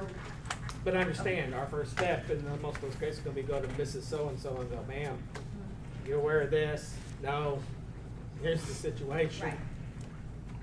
If this happens again, then, if it happens a second time, obviously. Thank you. That's what I. Thank you. Your neighbor I feels the try to pool. follow the I'll talk. rules. All the police officers are in the room, so they heard me say that. Your neighbor feels Well, the I'm not pool. telling you my address. Well, thank you, Good Sharon. thinking, good thinking. I just have one little question Yes. after that. Yes, ma'am. I have a well in my house and I flip my switch. So if I use that water and the police drive by and see me watering my flowers, is that gonna fine me? That w- You're There's welcome gotta to be go some, look. there's gotta be some reasonable That's- efforts taken. I get it. If they come to your house and they say, hey, we've had somebody make a sworn statement, or we saw Well, you everybody doing on it. my street, I live on Main Street, but every house beside me, we have wells in our basement. But we might wanna come just to get a haircut. Well, my And beauty get a bath shop if is- she's my got beauty shop water. is not on the well. I was just wanted to No, clarify that. that- because If I mean, I know not to use excessive water, but if I did water something, I mean, I pulled a lot of my plants in because I knew we needed to conserve water, but I also have stored water. And if I've got my gallon jugs out there that I've been filling up, you know, during the ice storm, I had some in my basement in excess. But I do have a switch that just flips on and it's pumped to my outside hydrant, so I don't Well, want to. sure. There's going to be common sense to go along with Okay. this. Well, I mean, It's- People live I down will the street, Hook up water out there. homes and Yeah. You making sell Just water don't out drive there? by and I'll just squirt everybody some water, okay? I will emphasize, and I think everyone here is concerned, so obviously you're all interested in the conservation efforts.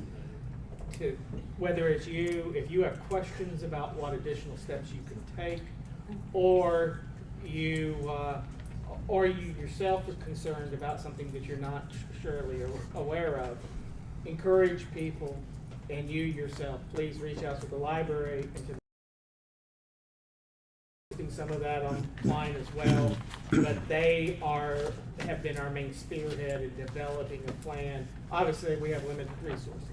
They've been our spearhead in providing, developing information on what people can do to conserve water. Most people look at it and go, oh, okay, essential, non-essential, but they don't look past that point. Even among essential water, there's things you can do to conserve water. You know, I used one of the, you know, I'm from El Dorado, Illinois, and we got down to 5 days of water supply at one time when I was a young kid. And I still remember my parents, I wouldn't suggest putting a brick in the top of your toilet bowl, but because it turns your toilet red. You can put a gallon jug of water in there. Yes. But you can put things in the top that reduce the flow, even if you don't have a low flow system. I'll continue to encourage low flow heads, aerators on your faucets. There's all kinds of things you can do that even among essential water is full. If you run your dishwasher, make sure that if you wash clothes that the load is full. There are ways we can conserve within hygiene-based essential uses that all of us can do, and it doesn't mean we can't do them, but it will save water right there. You can do things to save 25% of your water usage just by shoring up some of your essential water usages. Thank you. I have one question. Yes, My ma'am. name's Deborah Watson. Deborah? Hi. No, yes, ma'am. Y'all say conserve water, save, help everybody. The car washes, Yes, ma'am. the laundromat. I drive by and see people washing their cars. What are we gonna do about the car washes? Ma'am, myself, the mayor, does not have the authority to shut down any I do business. know that, but I mean, have they been notified too? They have, I believe that Beavers has been gracious enough to really to turn off the automated one. I mean, you know, that's money out of their pockets, Yes. and I understand that, but Well, I have to come up here for this question because I have people coming to me saying, Deborah, did you see people? Sure. They're washing their cars. We can't even water our garden. And that. Well, you going back to the meeting, how about you getting up saying something? So I did. There you go. hey, thank So, you. I mean, and these are elderly people Yes, too. ma'am. Because, you know, I take them to the doctor. I do different things. And again, y'all are right. They did not know. They did not know what was going on. It happened very quickly. Yes, it did. But my question is are they going to conserve their water as much as possible? Well, I know for the automotive, but you know, I've seen people put money after money in there and stand there. hoping that deters them from stopping, because that one can get more expensive. Well, maybe we Rommel, need to say, hey, you know, $6 is enough, you know? I know Rommel's closed next week, so he won't be using any water next week. Well, I mean, he's got it's his livelihood. too. That's His the business. point with even the I Beavers mean, car wash. It's gonna hurt a lot of people. So, I can assure you, we looked at all our legal options. Yeah, I do know that. I have been keeping up with it. And y'all say we're, maybe more going into stage 3. that would be We will be, tomorrow morning, first thing, we'll be discussing. But I would suggest, based on the fact we're talking about less than, 10-day water supply, you almost have to be in stage 3 to begin with. I mean, it's that critical at this point. Well, we've dealt with 2 ice storms. We can deal with this. That's right. Thank you.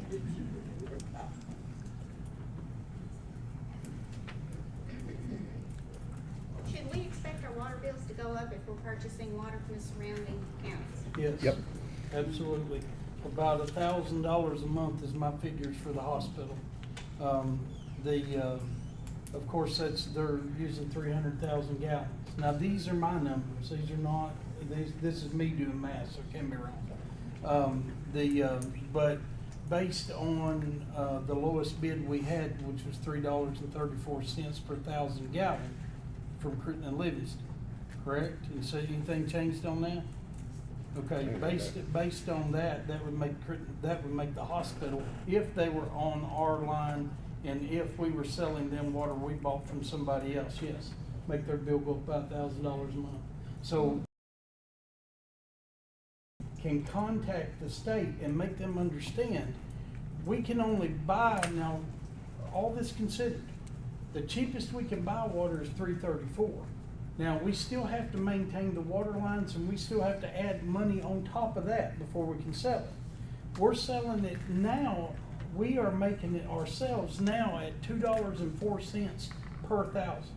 That's why, take away your charges, your environmental charges, that's why Marion City Water is as cheap as it is, because we can make it pretty cheaply.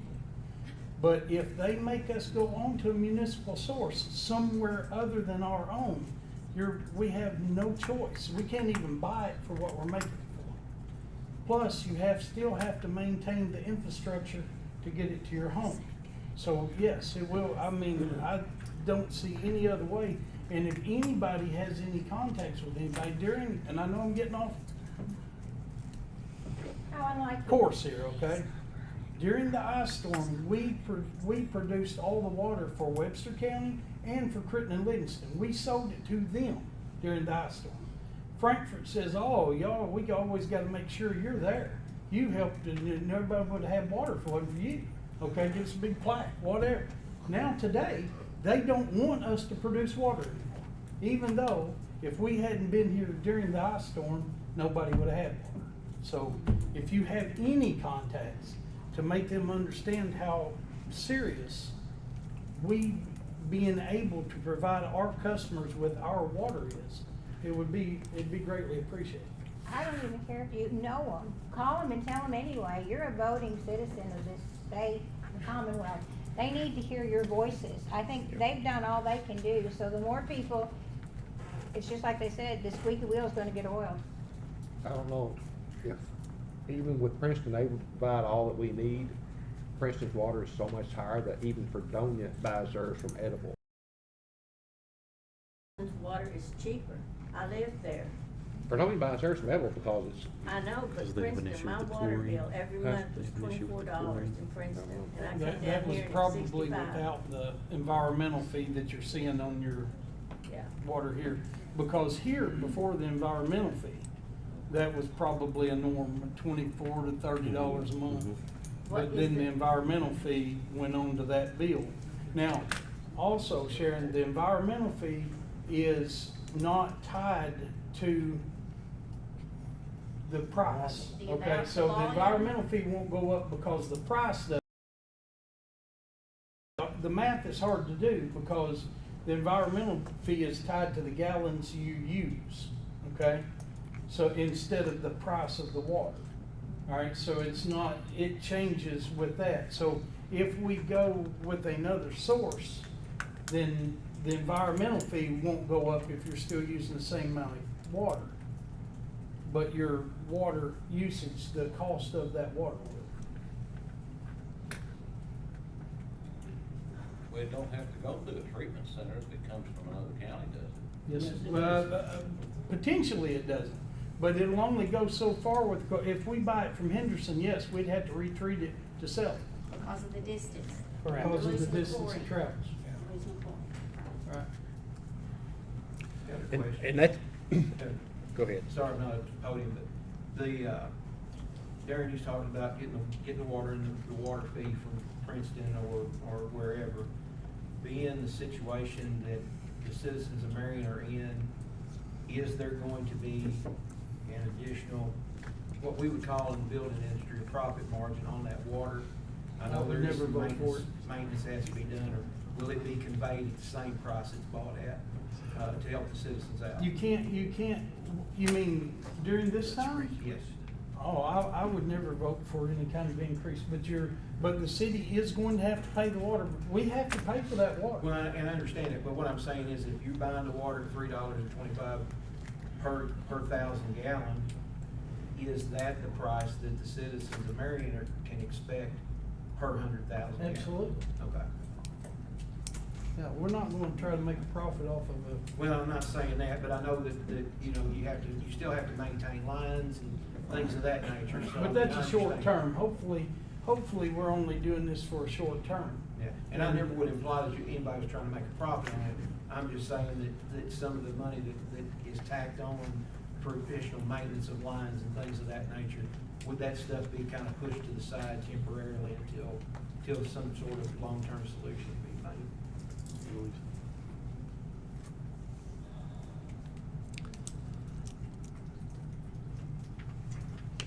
That would, I mean, we would have to.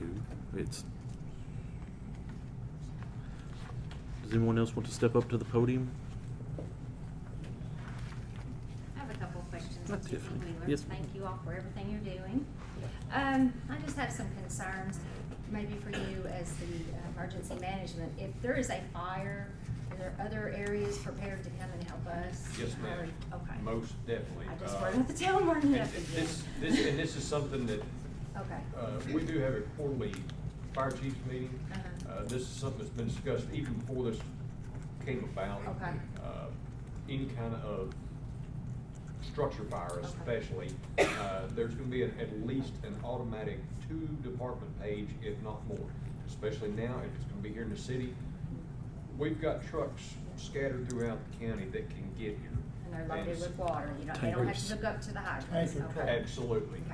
I knew you had it under control. Just Well, wanted to hear it. Just right here, of course, county fire department's right here at the edge of town. We've got 5,000 gallons sitting there ready. Ooh. At that- We might tap on at that point, in what the city's got, we can start shuffling outside of the city limits, taking off the hydrants from Crittenden and Livingston, and start shuffling. Field, okay. We get water from Sturgis, their trucks, from Salem, so that's from good. Fredonia, from Princeton, they all got tankers, they'll come. All we gotta do is call them. Okay, that's good. With the water, and I don't know if you all know or not, when we had the ice storm, remember there was a change in the pressure, it was shutting down, and when that happened, hot water heaters, toilets, everything, this sludge came up and it wiped out hot water heater. Do we know if that could happen? Is there gonna be some kind of emergency alert or a siren alert or something that tells you, hey, this is gonna happen? You might wanna be prepared not to flush it, because you didn't even know, of course, we didn't have any communication then, and you flushed your toilet and this sludge just came up because they said that's the sediment that was in the lines or something. Well, that's one of the questions I've had is if, worst case scenario, trying to plan, worst case scenario, pipes go dry, that initial charge back into the lines, is that going to cause pipes to, In homes and hot water. what's that going to do? Right. If we run out of water and we go back into recharging the system, there will be all kinds of problems, yes. So therefore, that makes it even more important to, even if it is the convoy of trucks, I mean, we keep those clear wells full up to the, We'll be on a boil order, actually, Greg could probably speak to it better than I could. We'd be on a boil order, we would have red water issues due to sediment in the lines, we would have from the change in pressure in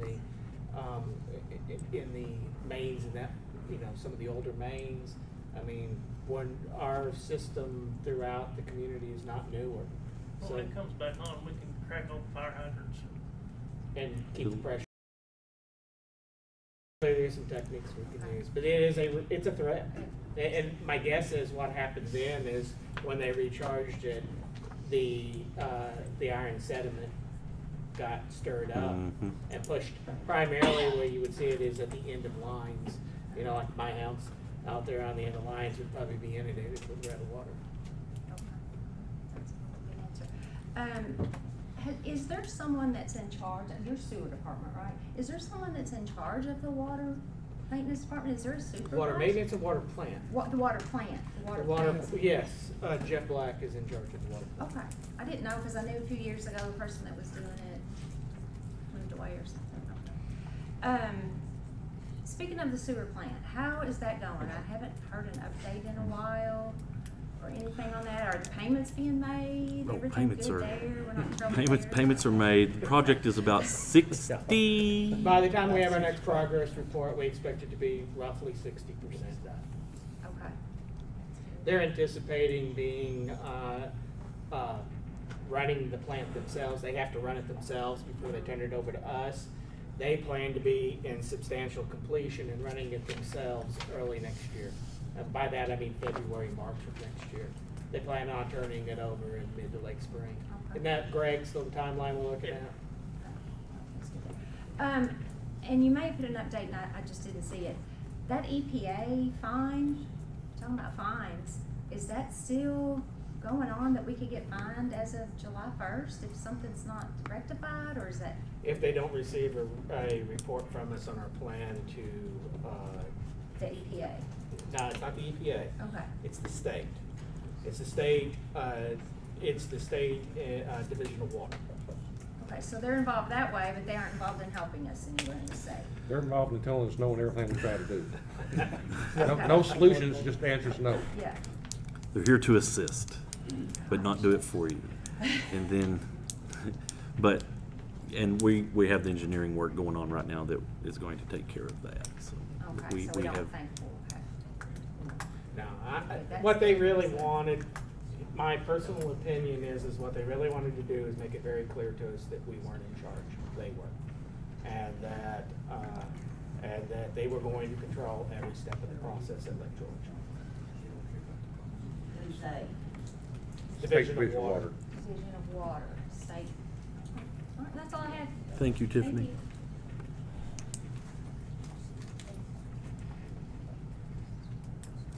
Anyone else want to come up to the podium? Well, if not, do I have a motion to adjourn? I'm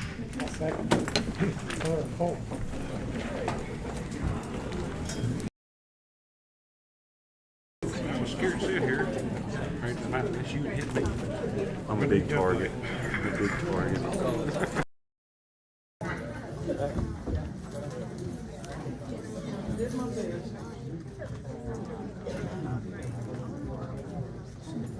What'd you think?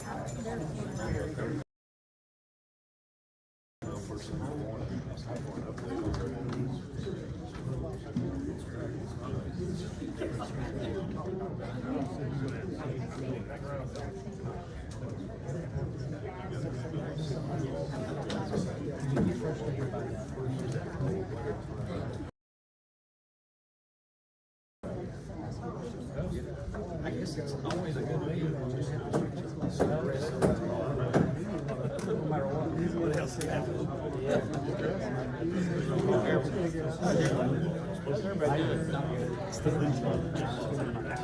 Newspapers, radio, TV, all this and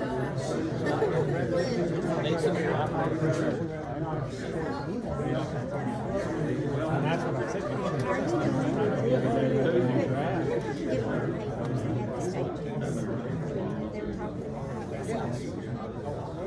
Sorry, you're trying to get out of here?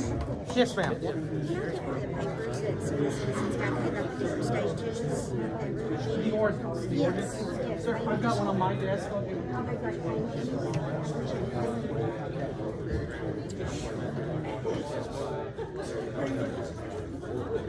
I saw you back here lurking out in the hall. It's hard to let it die. Yeah. Do you have a... That's like Todd, do you have a second of your ordinance? That's it.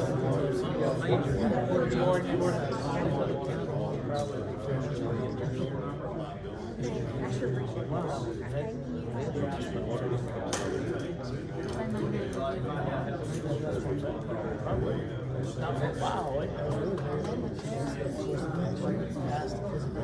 Wow. A lot of different stuff. Now, if you want it. He don't care.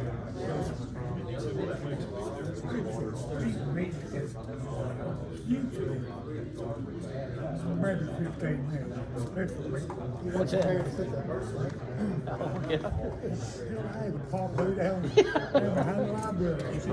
Oh, yeah. He was looking for the valet parking guy out there, you know.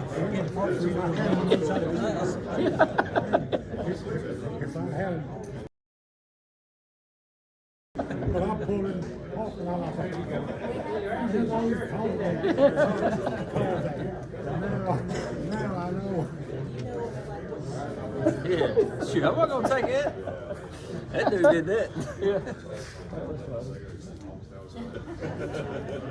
Oh,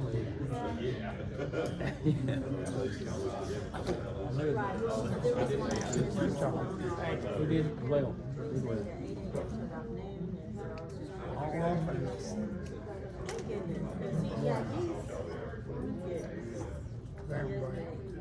Hell, he went to live with that shit.